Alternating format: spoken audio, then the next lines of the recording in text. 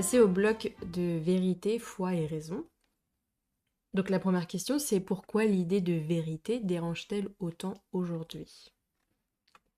Euh, c'est très important ce que tu poses comme question parce qu'elle nous permet vraiment de comprendre notre société. Pourquoi ça dérange? Parce que on a présenté la philosophie comme étant à la recherche de la vérité. Mais si on dit que la vérité a déjà été trouvée, alors la philosophie n'a plus lieu d'être. Du coup, la philosophie veut chercher la vérité, mais ne veut pas la trouver d'un autre côté non plus. Parce que sinon, elle cessera d'exister. Premièrement. Deuxièmement, parce que si l'on dit qu'il y a une vérité, alors ça veut dire que tout le reste est faux.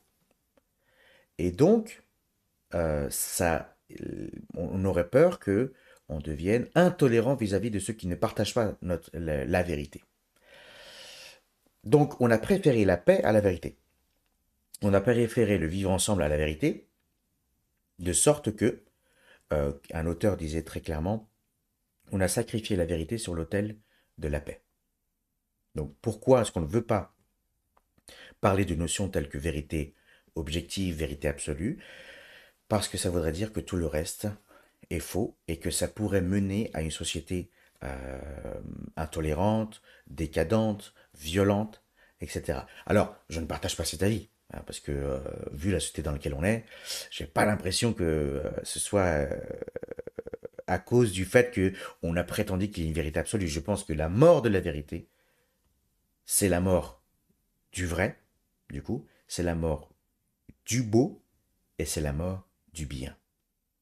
Le vrai, le beau, le bien sont une sainte trinité qui vont ensemble. Quand l'un meurt, tous sont touchés. Et parce qu'on a tué la vérité absolue, le beau absolu, qu'est-ce que le beau? On ne sait plus répondre à cette question-là. Et qu'est-ce que le bien non plus? Et du coup, ça donne une société complètement décadente et complètement perdue dans ses repères.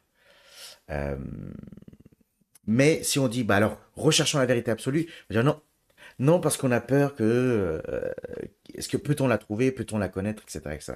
Donc en fait, on s'est mis beaucoup de bâtons dans les roues pour ne pas avoir à la trouver ni à se poser ce genre de questions. Encore une fois, on a préféré la paix à la vérité, mais on a raté notre, notre recherche. Et qu'est-ce que tu penses du coup de la phrase chacun sa vérité? Bah, je pense que bah, typiquement, c'est une phrase qui veut prôner la paix plutôt que le vrai. C'est une phrase qui se veut être respectueuse des autres plutôt que juger s'ils sont dans le vrai ou dans le faux. Alors on dit non, non, mais tout le monde a raison. Mais ça ne veut rien dire que tout le monde a raison. C'est faux. Si tout le monde a raison, personne n'a raison. Si je dis que 2 plus 2 égale 7, non. Et pourtant, si je dis oui, mais c'est ma vérité. Ah non, non, ça passe pas. Mon examen ne va pas passer. Donc c'est pas vrai. Chacun a sa vérité, non. Chacun a ses opinions, oui. Chacun a des croyances, oui. Mais chacun a sa vérité, non. Je pense pas. Je pense qu'il y a une vérité absolue, transcendante, objective, qu'elle nous est donnée et que la seule chose qu'on puisse faire, c'est découvrir, pas créer ni inventer. Il n'y a que le mensonge qui se crée et qui s'invente. La vérité ne s'invente pas et ne se crée pas. Elle se reconnaît, elle se découvre euh, ou elle se cache. Et qu'est-ce que la foi chrétienne demande réellement à l'intelligence? Quel est le but de l'intelligence? On parlait de sens tout à l'heure. Quel est le sens de l'intelligence? Pourquoi est l'intelligence? Quand est-ce que l'intelligence est comblée? Si on réfléchit comme ça, l'intelligence a pour but de comprendre. De comprendre vraiment. Ça veut dire qu'elle veut le vrai. L'intelligence cherche le vrai et elle n'est satisfaite qu'avec le vrai. Typiquement, vous prenez des enquêteurs, ils recherchent quoi? Le vrai. Vous prenez des scientifiques, ils recherchent quoi? Le vrai. Euh, euh, Toute personne qui use de sa raison l'use normalement, quand elle est usée sainement, pour atteindre le vrai. Donc l'intelligence est satisfaite quand elle a atteint le vrai. Alors qu'est-ce que demande la foi chrétienne à l'intelligence? C'est simplement de reconnaître la vérité qui se trouve justement dans la foi chrétienne. Et alors l'intelligence, la raison, trouvera pleine satisfaction dans la foi chrétienne parce qu'elle aura atteint le but de son existence qui est de se plonger dans le vrai. Et peut-on croire en Dieu sans renoncer à réfléchir?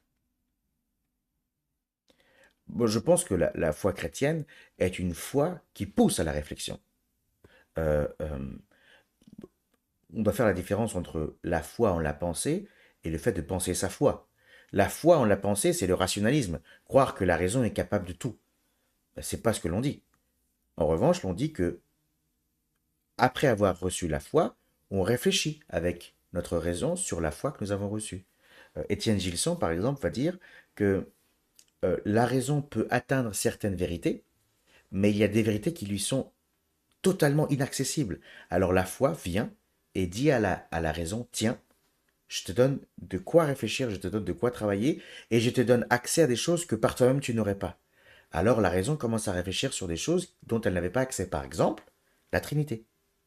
Par exemple, le salut en Jésus-Christ. Et la raison commence à travailler ce qu'elle croit déjà. Donc oui, la raison et la foi vont ensemble. Augustin disait par exemple, croire, ce n'est que penser tout en donnant son assentiment. Il dit croire, c'est penser en étant d'accord.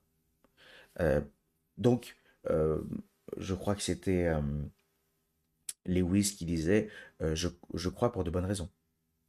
Donc, foi et raison vont ensemble. Et la fameuse phrase qui a un peu guidé tous les penseurs du Moyen Âge, c'était de dire que euh, la foi cherche à comprendre ce qu'elle croit. Donc, foi et raison vont ensemble, vont de pair. Si on enlève la raison à la foi, ça devient du fidéisme et la foi devient complètement aveugle et elle ne sait pas quoi croire et est prête à croire n'importe quoi. Si vous ôtez la foi à la raison, alors la raison devient complètement limitée et n'a plus accès au transcendant. Ce n'est que ensemble qu'elles doivent marcher. Pour terminer, ne séparons pas ce que Dieu a uni, la foi et la raison. Est-ce que tu as une phrase de résumé par rapport à la foi, la foi, par rapport à la vérité? Oui, la foi, la vérité et la raison. Oui, je pense que le christianisme offre une satisfaction à ces trois choses. L'homme tend vers le vrai, avec sa raison, et tout ceci se trouve en la personne de Christ. Peut-être, si tu me le permets, un verset biblique euh, euh, qui se trouve dans la deuxième épître aux Corinthiens. Euh, c'est Paul qui parle au grec, et c'est très intéressant parce qu'il va dire, euh, en effet, le Dieu qui a ordonné que la lumière brille du sein des ténèbres a aussi fait briller sa lumière dans notre cœur pour faire resplendir la connaissance de la gloire de Dieu dans la personne de Jésus-Christ. C'est un passage intéressant parce que dans ce passage-là, Paul fait référence à au moins trois choses que, dans le contexte, les sociétés de son époque recherchaient. Euh, la lumière. Le peuple d'Israël avait reçu la lumière de la révélation. Donc c'était quelque chose vers lequel elle tendait, la lumière divine. Ensuite, il nous est parlé euh, de la connaissance. Et la connaissance, c'était quelque chose qui était plutôt chez les Grecs. La philosophie, l'amour de la sagesse, l'amour du savoir. Et la gloire, c'est ce qui animait Rome. Donc, en trois mots, trois civilisations sont représentées. La civilisation juive, grecque et romaine. La lumière, le savoir et la gloire. Et ces trois choses pointent vers la même personne. Il dit, en effet, le Dieu qui a ordonné que la lumière brille du sein des ténèbres a aussi fait briller sa lumière dans notre cœur pour faire resplendir la connaissance de la gloire de Dieu dans la personne de Jésus-Christ. Lumière, connaissance et gloire, c'est voir le visage de Christ. Ces trois choses sont unies en la personne de Jésus-Christ.